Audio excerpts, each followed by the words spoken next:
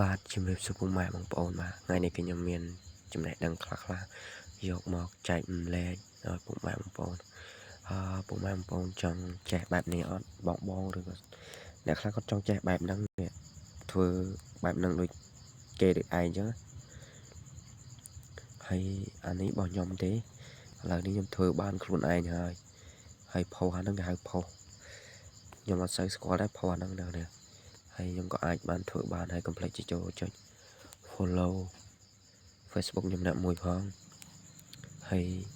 ចូលទៅកាន់ YouTube ខ្ញុំកុំភ្លេចជួយចុច Subscribe អ្នកមួយផងឥឡូវនេះយើងបង្កើតនឹងជ្រោមទេពុកម៉ែបងយើងចេញវាមកហើយយើងចូលទៅជ្រោមពុកម៉ែបងប្អូនជ្រោមយើងចូលមកនេះជ្រោមនេះអ្នកនេះចុចទៅជ្រោមមកហើយពុកម៉ែបងប្អូនចាំវាយតាមខ្ញុំទៅយើងចូលមកគឺទំហំវាបែបហ្នឹងហើយចូលមកយើងចុចកន្លែងនេះយើងសើចមកយើងសើចដូចខ្ញុំមកដល់នេះសើចដាក់បែបនេះមក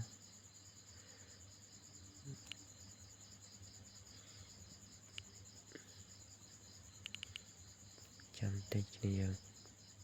ខ្ញុំសើចខុស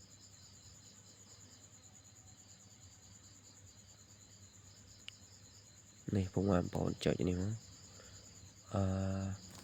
វាចូលមកឃើញដំបងបែបនេះ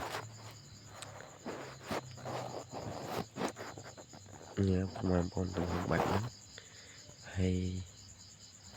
សំខាន់យើងចុចខ្ញុំលុកអាវចោលសិនណានេះគឺខ្ញុំលុកវាចោលសិន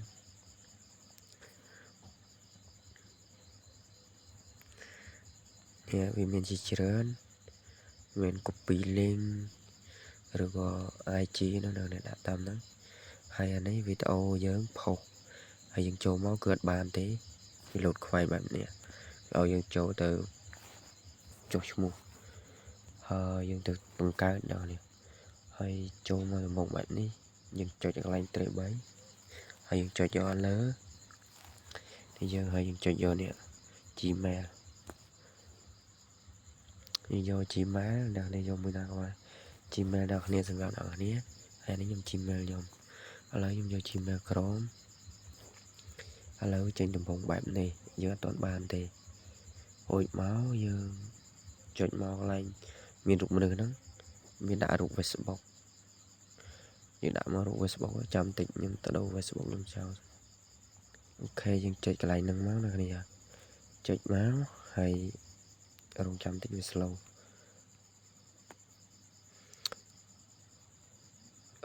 នៅនេះចុចមកចុចចូលក្នុង Facebook ហើយឲ្យវាវិលវាមកកន្លែងទៀតកន្លែងនេះគឺយើងអាចដាក់បានអ្នកគ្នានេះគឺសម្រាប់អានេះpage ពេជ្រកូនបើទេហើយអ្នកនេះចុចកន្លែងនេះមកនេះចុចកន្លែងដូចខ្ញុំចង់មកឲ្យវាទៅកាន់ Facebook យើងអញ្ចឹងនេះហើយរួចមកយើងចុចកន្លែងនេះចុចខៀវលើហ្នឹងបន្តនេះមកជាវាបន្តមកហើយងាយស្រួលទេយើងធ្វើទៅវាងាយស្រួលធ្វើនេះវាលោតមកពេជ្រកូនបើរួចមកយើងអូសមកខមនេះអ្នកនេះចុចកន្លែងនេះមកហើយគ្រីសបានហើយអ្នកនេះគ្រីសបានយើងព្រោះវាអូសមកលើយើងចុចកន្លែងនេះចុចកន្លែងខៀវលើហ្នឹងមើលខ្ញុំមួយក៏ចេះដែរនេះរួចមកយើងអូសមកខមនេះយើងរកcopy អីមួយនឹងនេះដូចជាឥឡូវនេះខ្ញុំរកកន្លែងនេះសិនឥឡូវនេះយើងចុចកន្លែងនេះមកហើយកន្លែងនេះខ្ញុំ copy về Facebook បានបង copy Facebook ឥឡូវចាំតិចសិនបងណាគឺយើងចេញមកទំហំបែបនេះហើយមកដល់នេះចាំតិចសិនដូចខ្ញុំទៅ copy Facebook ខ្ញុំមួយសិននេះដូចរបៀបនេះអញ្ចឹងខ្ញុំចុច copy វាមក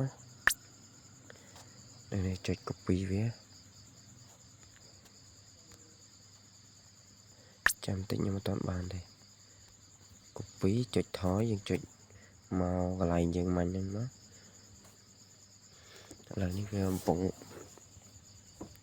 ចូលទៅជ្រោមវិញឥឡូវនេះយើងមកកាន់ជ្រោមហើយឥឡូវចុចលើជ្រោមហ្នឹងយើងយកកន្លែងយើង copy ពី Facebook មិញហ្នឹងចុចផាសវាមកយើងចុចកន្លែងនេះអូខេឥឡូវយើងពងដើរនេះគ្នាឥ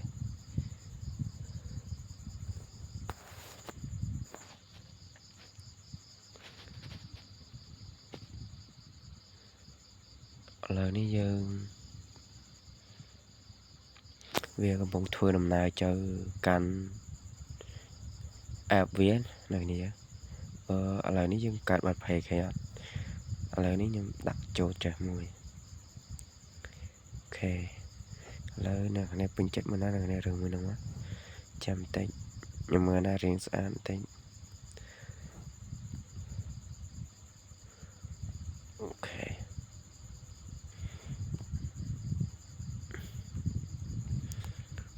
ឥឡូវយើងអូមកខំនេះយើងចុចយក page នេះគ្នាយក page យើងមកនេះ page យើងឥឡូវនេះយើងសរសេរចំណងជើងអ្នកនេះចង់សរសេរចំណងជើងអីអ្នកនេះដាក់ចំណងជើងនឹងមកឥឡូវដូចខ្ញុំដាក់តែចំណងជើងបែបនេះខ្ញុំដាក់បែបនេះមក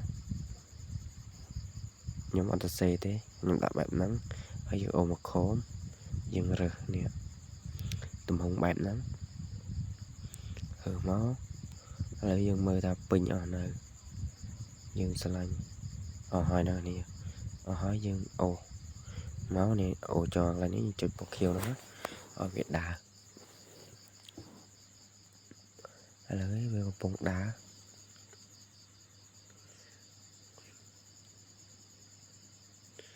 នេះរងចាំវាប្រហែលមិនតូសិនទៅវាលោតគ្រីឲ្យហើយវីដេអូនេះអ្នកនាងកុំភ្លេចចូលទៅជួយចុច subscribe ឬក៏ចូល follow page ខ្ញុំអ្នកមួយទៅរួច like share អ្នកមួយផងវាមានច្រើនពុកម៉ែបងប្អូននៅក្នុងហ្នឹងមានតាំងពី Facebook តាំង TikTok ហ្នឹងឥឡូវគ្រីបានហើយឥឡូវចូលទៅមើលពេជ្រកូនបើមួយសិន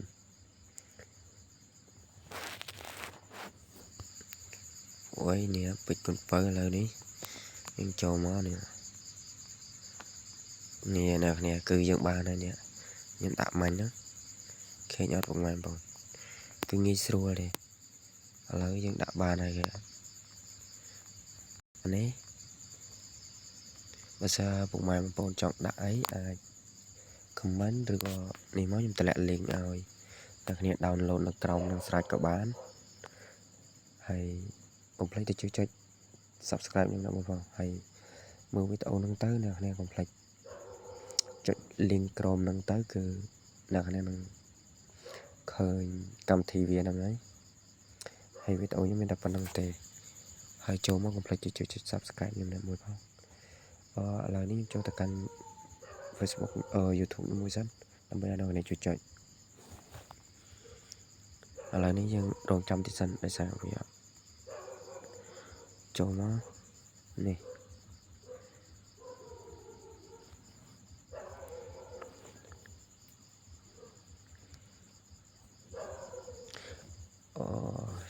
slow មែនតើមកឥឡូវនេះកុំភ្លេចជួយចុច subscribe ខ្ញុំអ្នកមួយផងបាទនេះខ្ញុំសុំតែមួយខែទេហើយវីដេអូខ្ញុំមានតែប៉ុណ្្នឹងទេវីដេអូក្រោយខ្ញុំនឹងចែកលេខចំណេះដឹងថែមទៀតពីបង្កើត page បង្កើតអី Facebook ពេញហ្នឹងហើយបាយបាយ